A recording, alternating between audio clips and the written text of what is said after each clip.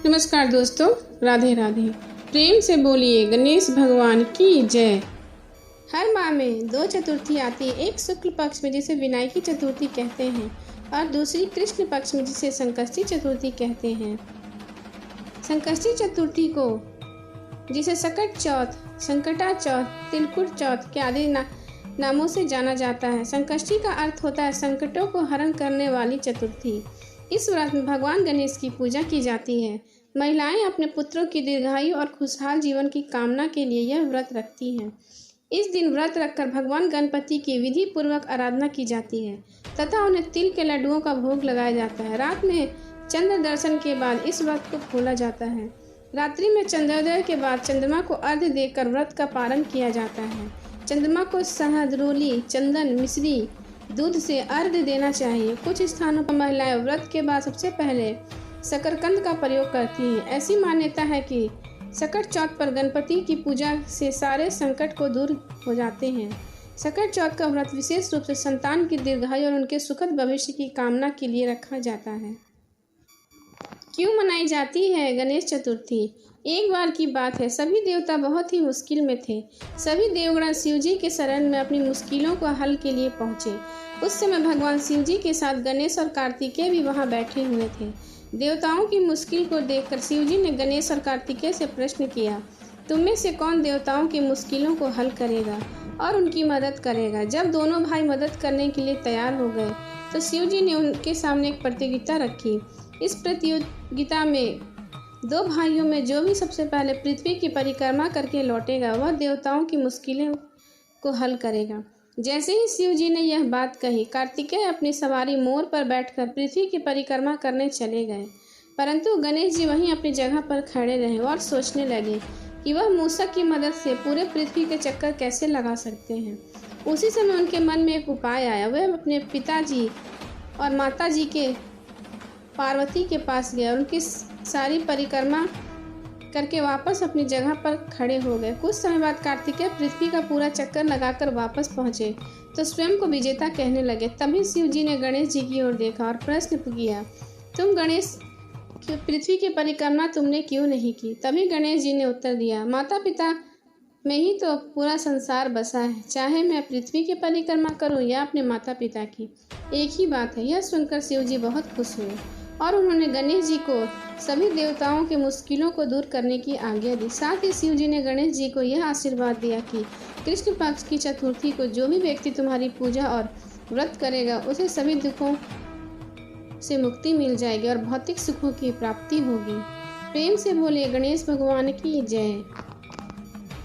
क्यों होती है सर्वप्रथम गणपति की पूजा? एक दिन पार्वती माता स्नान करने के लिए गई, लेकिन वहां पर कोई रक्षक नहीं था।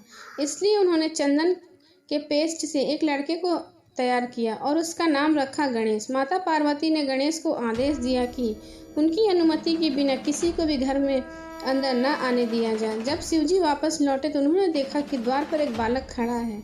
जब वो अंदर जाने लगे तो उस बालक ने उन्हें रोक लिया और उन्हें नहीं जाने दिया।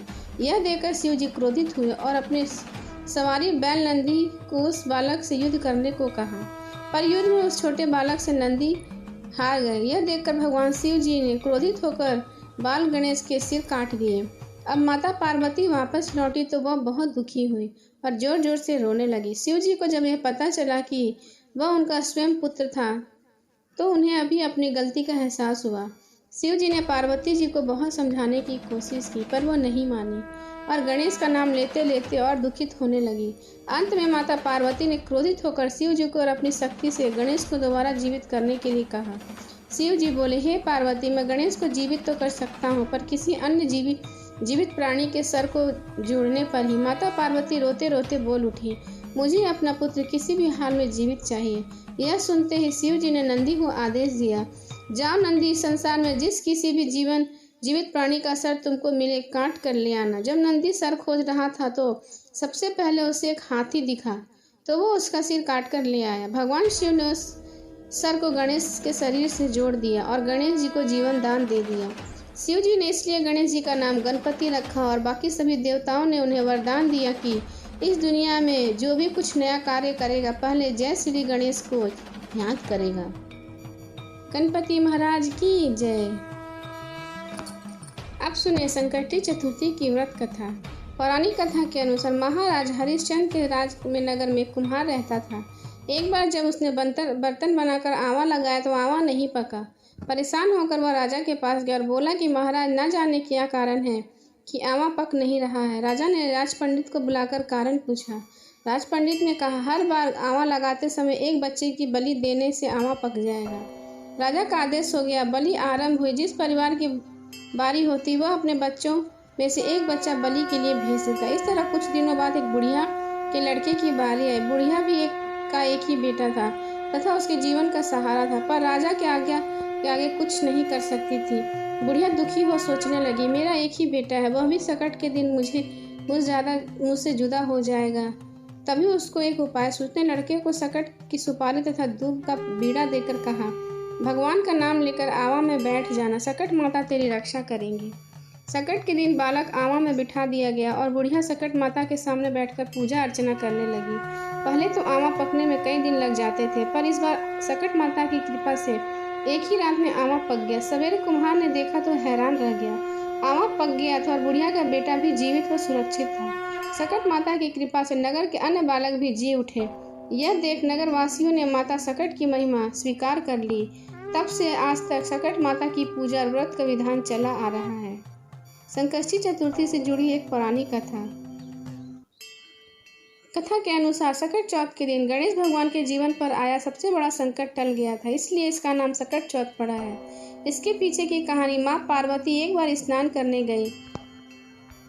संकष्टी चतुर्थी से जुड़ी एक अन्य कथा।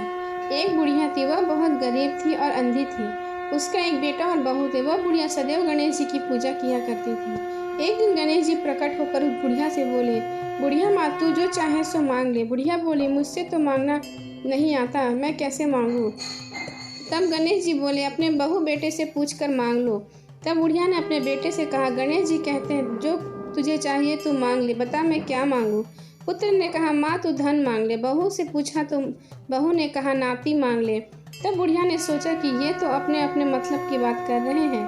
अंत उस बुढ़िया ने पड़ोसन से पूछा तो उन्होंने कहा, बुढ़िया तू तो थोड़े दिन जिएगी, क्यों तू धन मांगे और क्यों नाती मांगे। तू अपनी आंखों की रोशनी मांग ले, जिससे तेरी जिंदगी आराम से कट जाए। इस पर बुढ़िया बोली, यदि आप प्रसन्न हैं तो मुझे 9 करोड़ की माया दें, निरोगी काया दें, अमर सुहाग दे, आंखों की रोशनी दे, नाती दे, पोता दे और सब परिवार को सुख दे और अंत में मोक्ष दे। यह सुनकर तब गणेश जी बोले, बुढ़िया माँ, तूने तो हमें ठग दिया। फिर भी जा, तूने जो मांगा है वचन के अनुसार सब कुछ मिलेगा। और यह कहकर गणेश जी अंतर ध्यान हो गए। उधर बुढ़िया माई ने जो कुछ मांगा था वह सब कुछ मिल गया। हे गणेश जी महाराज, जैसे तुमने उस बुढ़िया माँ को सब कुछ दिया वैसे सबको देना। प्रेम से बोलिए गणेश भगवान की जय, गौरी पुत्र गणेश की जय।